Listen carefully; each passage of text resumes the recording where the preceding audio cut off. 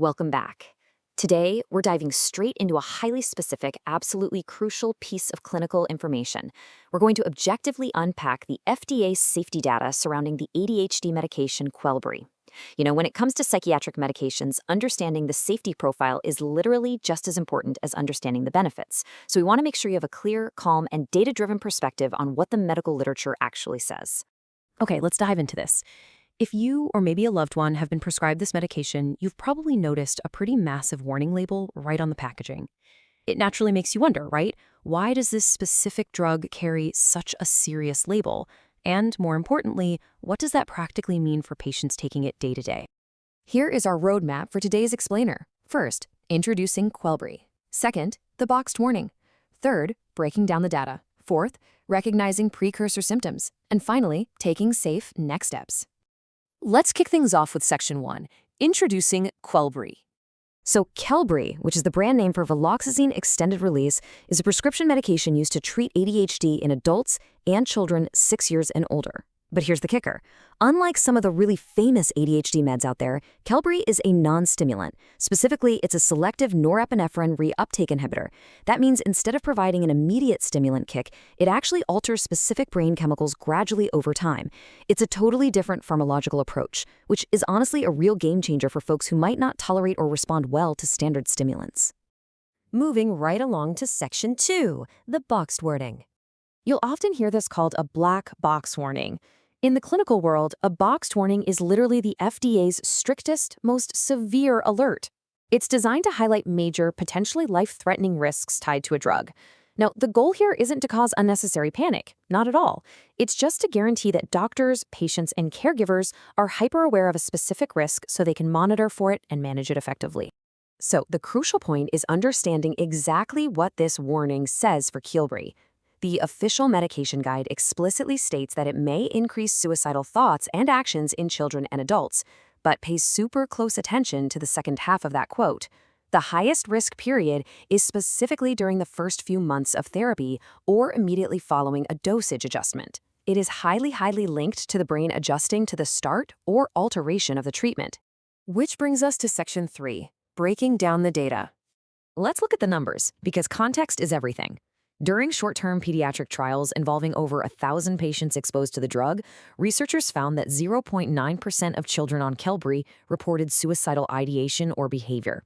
Compare that to the placebo group, the kids taking a dummy pill, which came in at 0.4%. So yes, you can see a slight but statistically significant increase. And just so you know, they tracked these numbers using the Columbia Suicide Severity Rating Scale, which is a highly validated tool designed specifically to assess these risks. Now, what's really interesting about this data is how the pediatric side compares to the adult trials. In adults treated with Qelbree, 1.6% reported suicidal ideation on that exact same validated scale. And the adult placebo group? That number was 0%. So again, the data clearly shows a measurable bump in ideation directly correlated to the active medication. But hold on. Here is a vital clinical fact that we really must highlight to bring some objective reassurance. While suicidal ideation, meaning thoughts about suicide, and suicidal behaviors definitely increased across these studies, there were absolutely 0 completed suicides in any of the registration trials, not a single one. What does that tell us? Well, it tells us that while the thoughts are a very real side effect, early detection and close monitoring actually work to prevent tragic outcomes. Let's get into Section 4, recognizing precursor symptoms. The FDA labeling warns that certain behaviors might actually act as precursors to emerging suicidal ideation. Think of this as your early warning checklist. We're watching for depressed mood, new or worsening anxiety, feeling super agitated or restless, sudden irritability, trouble sleeping, and panic attacks. Basically, if a patient suddenly starts acting aggressive, angry, violent, or begins acting on dangerous impulses out of nowhere, those are massive red flags that the brain is reacting poorly to the medication. And this brilliantly illustrates a really tricky challenge with Qelbree. When checking the medication guide for common side effects, you're going to see things like trouble sleeping and irritability right there on the list. In fact, clinical data shows insomnia affected up to 23% of adults taking the drug. So the context is absolutely everything here. Caregivers have to learn how to differentiate between a mild common side effect, like standard tiredness, and severe abrupt mood changes that are totally out of character for the patient. Okay, moving right along to Section 5, taking safe next steps. Grounding all these statistics back into everyday reality, the official medication guide offers some really direct, simple advice. Pay close attention to any changes. The key word there is for sure sudden. If you or your child develop intense symptoms that were absolutely not part of the original ADHD presentation before starting the drug, that is exactly when you need to act. Let's move to and see how this builds into an exact 3-step safety protocol for patients and parents. 1. Monitor closely. We mean hawk-like attention, particularly during those high-risk first few months or after a doctor ups the dosage.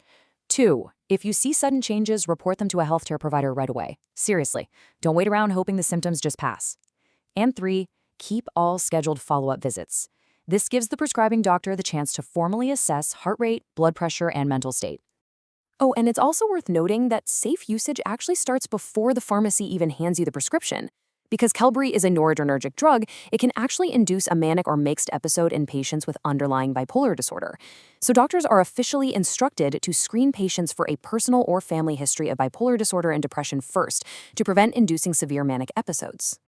At the end of the day, knowledge is your ultimate tool for medication safety.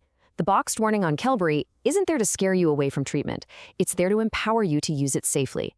By knowing the statistics, understanding those critical high-risk windows, and watching out for sudden shifts in mood and behavior, you can manage the risks effectively. So I leave you with this thought to reflect on. Armed with this data, are you prepared to confidently monitor these early warning signs during treatment? Thank you so much for joining me for this explainer, and keep learning.